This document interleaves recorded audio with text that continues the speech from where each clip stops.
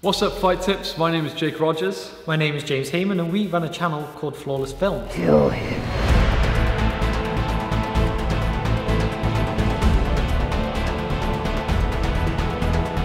We also, in our film studio, run an MMA gym called Flawless Combat Club. Very kindly, Shane has invited us to do a little tutorial for the Fight Tips channel on the basics of breaking guard for MMA. If you enjoy this tutorial, please head over to our channel, have a little look.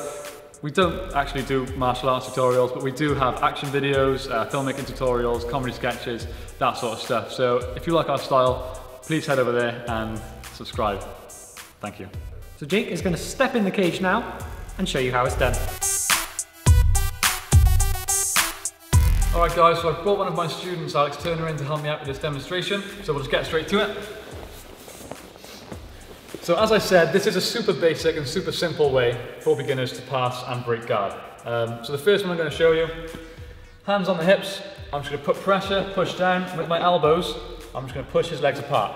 Obviously that causes a bit of pain and discomfort, and eventually the legs will break. Some people do have different degrees of flexibility, and some people are just very stubborn, so this won't always work, but it's a good starting point. If it doesn't work, the next stage I'll show you should do the trick.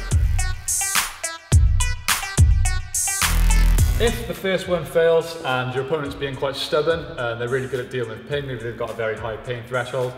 Alex doesn't, but I'll show you the next technique. So kind of the next stage, next progression.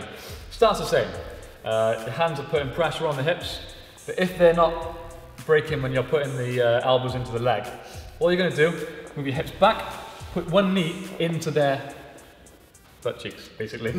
Once that's there, all that's doing is working as like a stopper for their hips.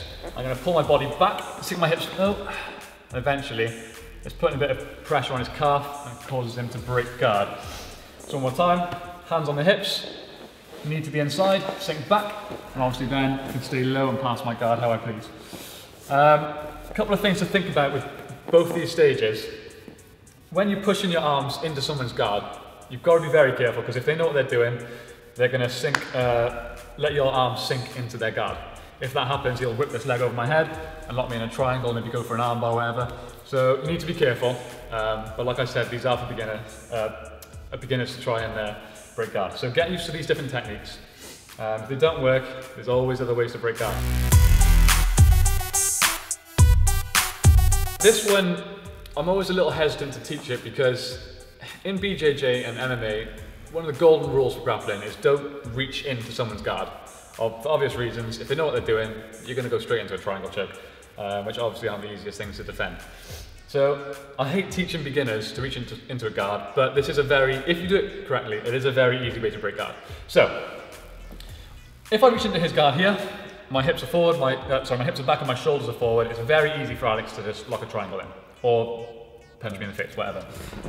So I need to make sure that my shoulders are almost past his knee. Once that happens, I can literally reach into his guard and just unhook his legs.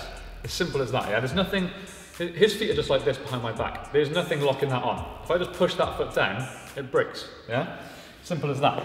So I need to make sure my shoulders come back, and reach back. I only got to look, yeah? I know where his legs are. I push down. Once that happens, I'm free to pass his guard. He can't control me, his legs aren't on my body, he can't control my posture, I can do what I want. So it's risky, but if you know what you're doing, it's super simple and super effective. Works the majority of the time. So that's pretty much it. Hopefully one of those 3 techniques will work for you. Practice them all.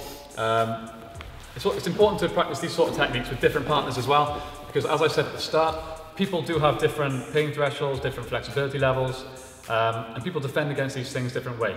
The thing with jiu-jitsu and with grappling is everyone is different. Even things such as body proportions. If one person's legs are different sizes, these techniques work differently. So it's important to always roll with different people, drill with different people, and see what works best for you. Alright guys, thanks for watching that tutorial. As I said, it was just for beginners, but hopefully you learn something and get to practice those techniques next time you train. Yep, so if you do want to check out our action videos or anything like that, then please subscribe to our channel, and we really look forward to having you as our viewers too. Alright guys, thanks a lot. And don't forget, self-defense for the underdogs. Sorry, I had to do it soon, I'm sorry. Thanks Shane.